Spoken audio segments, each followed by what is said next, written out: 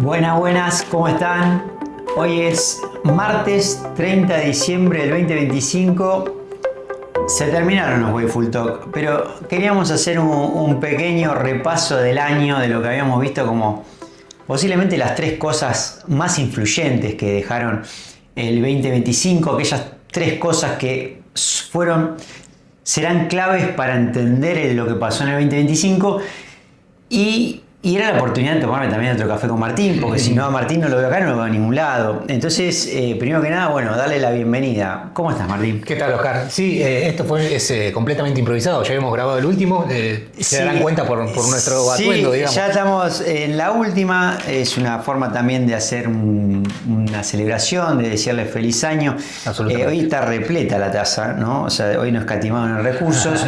De alguna manera, si uno quisiera entender el 2025, uno de los primeros temas, yo creo que sin duda tiene que ser el Liberation Day, porque era algo que de una manera el año pasado, cuando pensamos en un gobierno de Trump, un gobierno más bien pro mercado, no quiere decir que el S&P no le haya ido bien, pero digamos, podemos decir que en abril dejó la sorpresa de muchos, un mercado que lo vimos por momento por abajo del 8% tranquilamente, cuando los papeles decían otra cosa. Sí, un sacudón enorme hubo con el famoso Liberation Day. Terminó siendo muchísimo menos grave de lo que parecía. Todavía no se terminó de resolver la situación, estamos todavía en veremos. Pero efectivamente ha sido mucho menos grave de lo que se pensaba, de lo que parecía. No ha terminado afectando tantas cosas. Una de las cosas que pensaba era el del producto, ¿no? El PBI. Sí, ni hablar que iba a haber un golpe grande del PBI. No lo hubo, tampoco hubo saltos grandes de precios. En la inflación, en otro punto. No se vio. Eso por el momento pasa que son películas que son muy largas y vamos a terminar en 2 años viendo los efectos de todo esto. Por el momento, tanto los exportadores como los importadores han absorbido gran parte de esas tarifas y no lo terminaron trasladando del todo a costos. En la mayoría de los productos, ¿viste? En ciertas cosas donde hubiera habido, por cuestiones técnicas de arbitraje, si vos le pones tarifas al oro, eso no te lo va a comer ningún exportador, es un mercado hiper finito, hiper arbitrado. En ese tipo de mercados donde sí iba a haber problemas, la administración dijo directamente cero y listo, me ahorro el problema. Así que terminó siendo bastante menos grave de lo que parecía. Tampoco terminó siendo bueno para Estados Unidos, recaudó una buena cantidad de dinero, nada extraordinario para lo que es Estados Unidos. Se dijo que con esto iban a pagar parte de la deuda, cubrir parte del déficit, eso no pasó, el déficit sigue en máximos. Así que aquí estamos, Liberation Day. De alguna manera sí decir que lo que sí vimos afectados es el mercado de empleo, ahora no lo vimos claro en el GDP, ¿no? En el Producto Bruto, ¿no? Pasa que el GDP, como es un componente que tiene un montón de variables, vas a ver algunas cosas que te subieron y otras que te bajaron. El ítem de investment, de inversiones, que es donde entra la parte de inteligencia artificial y todo el gasto de las empresas, no solo te mantuvo el GDP a flote, sino que te lo hizo subir, de hecho. Entonces, de alguna manera, gran parte de la suba del GDP lo explica todo lo que pasó en el mercado, el segundo punto que queríamos tratar, todo lo que pasó en el ecosistema de inteligencia artificial. Absolutamente, es sin duda la vedette del año, no tanto por los retornos, si bien hubo algunos retornos muy buenos, pero creo que la suba extraordinaria de la IA fue el año pasado. Este año hubo buenos retornos en algunas cosas, en otras no tanto. Hubo buenos gastos en CAPEX. Los famosos hyperscalers, estas empresas tecnológicas gigantes, gastaron mucho dinero en infraestructura y van a seguir gastando mucho dinero en infraestructura, al menos eso guiaron para el año que viene. Cuando decimos gasto en CAPEX, decimos gasto en inversiones, en maquinarias, en cosas que sirven para producir. Exactamente, en este caso más que nada chips, data centers, fibra óptica, ese tipo de cosas. Y seguramente también podemos ahí dejarlo también en energía, que es un poco lo que nos conecta con el tema 3. Sí, energía, cuidado, porque las inversiones en energía, se habla mucho de energía nuclear para darle energía a los data centers. Sí, pero son inversiones que tardan 10 años en darte energía. Mientras tanto, Oclo subió 230%. Sí, con un revenue cero. El board de Oclo está como nosotros tomando café y la acción voló 200%. La acción voló 200% sin tener una sola venta. Eso es especulación pura. Los data centers van a ser alimentados a gas natural por el foreseeable future, digamos. Alguna compañía tipo Google o Microsoft se han comprado su propia planta nuclear, alguna que ya estuvieran dando, pero la gran mayoría de los data centers van a terminar andando a gas natural o incluso a carbón. para salir del problema ahora. Sí, pues no te alcanza la energía, si no vas a tener un cuadrado, una montaña de chips juntando tierra entre un galpón. Ahora, el último tema que nos trastoca es lo que pasó con los metales. Uno cuando mira los commodities, ¿no? Porque hay una relación directa siempre entre, digamos, la baja de tasas, la debilidad del dólar y por el otro lado, lo que pasa con los commodities en contrapunto, ¿no? Un dólar más débil, digo, el DXY, el dólar contra el resto de las monedas, frente a los commodities, entonces dólar débil, commodities más sostenidos. Ahora, lo vimos muy claro los commodities sostenidos, por ejemplo, aquellos que tienen que ver con las cuestiones eléctricas, como el cobre y la plata, pero no así con el petróleo, que se mantuvo. Absolutamente. El petróleo tiene. La producción americana está en récord. En estos momentos es un récord histórico. Por ahí uno siempre piensa en Medio Oriente, Arabia Saudita como el mayor productor. El mayor productor de petróleo es Estados Unidos con mucha distancia. Le están sacando, me parece que es como le están dando el último golpe a la botella de ketchup en el Permian Basin, el vaca muerta de ellos.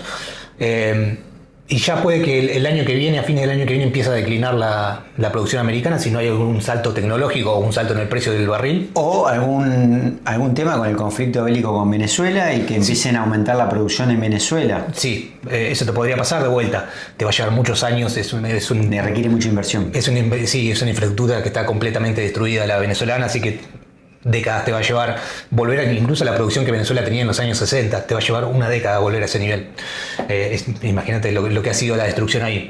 En cuanto a metales, bien diferenciaste vos yo diferenciaría entre base metals y metales preciosos. La plata en este momento se está transformando se comporta como un híbrido entre un metal precioso y un metal industrial. Ahora les explicamos un poquito si quieren. En el caso del cobre sí tenés los dos lados, un problema de oferta y un problema de demanda. Con todo este boom de data centers, los data centers son básicamente tienen mucho cobre adentro. Ahí tenés una fuente de demanda enorme. Otra fuente de demanda enorme que va a haber, Estados Unidos tiene que renovar toda su infraestructura eléctrica. Todo. Es una infraestructura que tiene 50 años y no resiste toda esta nueva demanda que va a tener.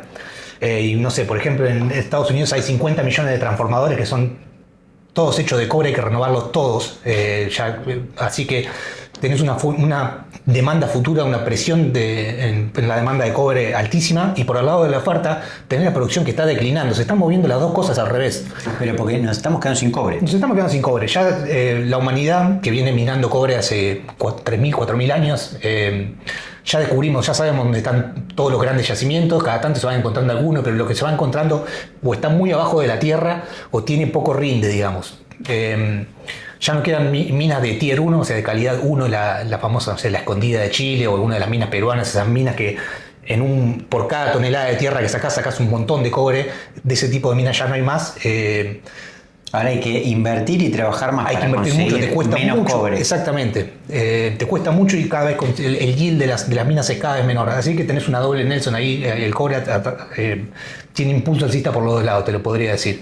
En el caso de La Plata, que hizo un tremendo rally hacia el final del año. El caso de La Plata es distinto porque La Plata es un metal precioso también, pero es un metal. En la cabeza nuestra lo tenemos como un metal precioso. De hecho, muchos operadores, es discutible si es un metal precioso o un metal industrial. Para mí es un metal industrial La Plata, pero es una opinión personal y se podría argumentar tranquilamente. Que podría cambiar si el precio se va a las nubes. Es que eso te pasa, con el oro no te va a pasar. El oro sí es el metal precioso por excelencia. El precio del oro puede irse infinito y no pasa nada.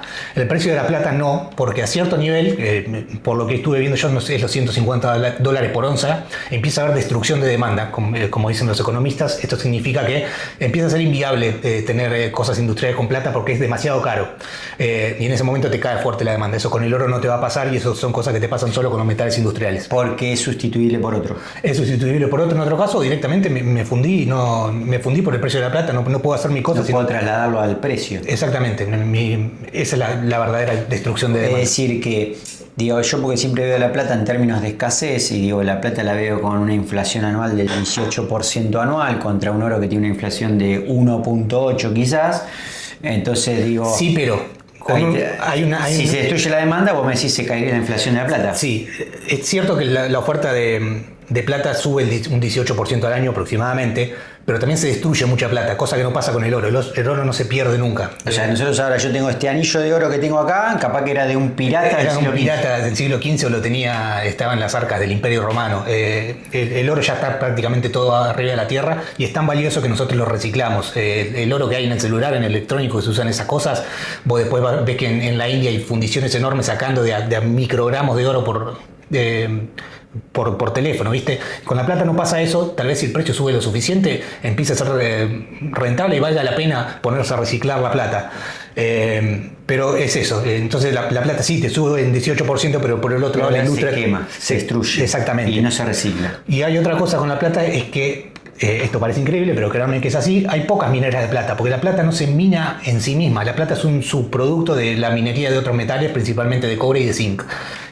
Así que no suele responder mucho a las señales de precio. Si la plata se vuela de precio, no hay que ir productores diciendo, uy, bueno, vamos a ponernos a sacar más plata. No, pero si necesito más cobre, también el cobre es un problema. Exactamente, pero si vos necesitas más cobre y el precio te sube mucho, yo digo, bueno, sí, me arriesgo a hacer un pozo de 5 kilómetros a sacar un pedacito así de cobre porque el precio está muy alto y vale la pena. Pero en La Plata no, porque directamente no hay mina de plata. Yo encontré un montón de cobre, acá pegadito hay un montón de plata. Okay. Voy y lo vendo al mercado. Así que es eso, le cuesta mucho a la oferta de plata responder a la señal de precio. La plata se usa, entre otras cosas, muchísimas cosas, no sé, en paneles solares te comen muchísimo. Y ha sido una corrida histórica, creo que está 175% arriba en el año de La Plata. El oro, por otro lado, me parece que viene por un tema más monetario, que es de donde viene la demanda. Algo de lo que no se habló mucho, pero me parece que tuvo muchísimo que ver con la corrida del oro de este año. Lo que pasó con China, que quiere quedarse con el exchange. Yo creo que lo primero de todo, lo más grave, fue la confiscación de Occidente de las reservas rusas, de $200.000 millones que tenía Rusia. A partir de ese momento me parece que China fue que empezó, el Banco Central Chino empezó a comprar muy, muy fuerte oro.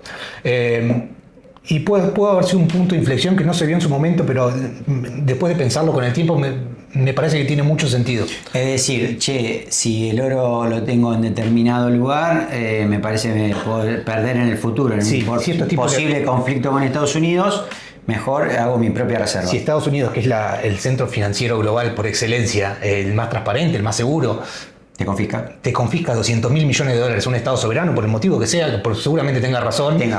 Pero no, el argumento, eso no quita del medio el argumento monetario. Yo quiero tener la custodia de mi dinero para que no me pase lo que le pase a esos tipos. Lo que pasa a Rusia. Y esto también, de alguna manera, que China quiera ser un potencial centro o exchange y quitarle ese poderío o ese espacio a Reino Unido y Gran Bretaña. Dado que estamos comprando tanto oro, ¿para qué tenerlo juntando tierra en un galpón cuando podemos generar nuestro propio galpón? Exactamente, generar nuestro propio mercado de futuros y más, dado que ahora tenemos toda esta cantidad de oro, la podemos poner a trabajar, digamos, un poquito más. Eso también ha empujado muchísimo el precio.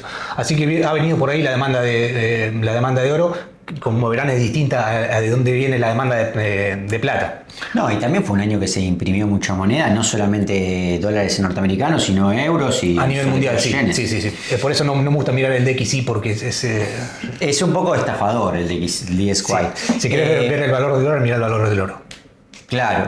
Bueno, el DXY, recuerden que es una canasta de monedas en la cual medimos el dólar contra un cierto número de monedas, principalmente el euro, 60%, y después un poco la libra esterlina, el yen y demás. Sí. Hasta acá los tres temas principales que nosotros consideramos. Obviamente el tema del yen nos trae dejarle este pequeño bonus que no podemos dejar tocar un cachitín, aunque sea por lo que pasó este año con Japón. Japón no solamente tuvo un cambio de primer ministro, que tiene la primer ministra mujer por primera vez en su historia, un país que tiene ciertas características poco favorables para ese tipo de puestos hacia las mujeres. Sin embargo, también porque era una enorme fuente de liquidez barata para el mundo, que ahora se reconvierte en una moneda con otro tipo por lo menos de expectativas, porque tiene otras pretensiones, te empiezan a subir la tasa. Así es, comienza un ciclo histórico de alza de tasas en Japón, se acaba esto del apalancamiento barato hacia el resto del mundo. Me parece que Japón se ha resignado a decir, bueno, nuestro país no va a crecer nunca más. Pero no está mal en sí mismo, es un país que todavía no crece más, pero quedó clavado muy arriba. Vos vas a Japón y ves la maravilla que es, y no tenés tampoco por qué crecer, digamos. Me parece que Japón se ha resignado a eso y dijeron, bueno, la verdad no podemos, tenemos un problema demográfico que parece no tener solución. Y nos vamos a confirmar. Durará lo que dure. Durará lo que dure, después vendrá un nuevo ciclo, por la razón que sea, la gente volverá a tener hijos. El mercado mismo va a hacer que la gente termine teniendo hijos, digamos. Adapte de alguna forma. Exactamente. Mientras tanto, estamos bien donde estamos y no queremos que usen nuestro país claro, para porque si Japón empieza a suba de tasas y viene a hacer recesión hace como 40 años, digo, esto va hacia seguir en esa recesión. Sí. Consistentemente. Sí. Japón no va a crecer, no va a volver a crecer y va a dejar, ya está dejando de ser un centro de apalancamiento para el resto del mundo. Yo creo que hasta acá cubrimos los principales puntos que dejó este año. Si yo me imagino que en el futuro, si quisiéramos revisar el 2025, me parece que estos 3 temas, sin duda, y esta pastillita de Japón que dejamos van a ser esenciales para poder entender el 2025. ¿Qué le decíamos para lo que viene? Un tremendo 2026. Un poco era esto de querer dejar un último contenido, hacer una despedida final del año. Agradecerles por todo lo que nos siguieron. Agradecerles porque muchas veces ustedes nos escriben en privado y nos dan mucho feedback que nos ayuda a repensar lo que hacemos, a mejorar o incluso a tratar los temas de forma diferente.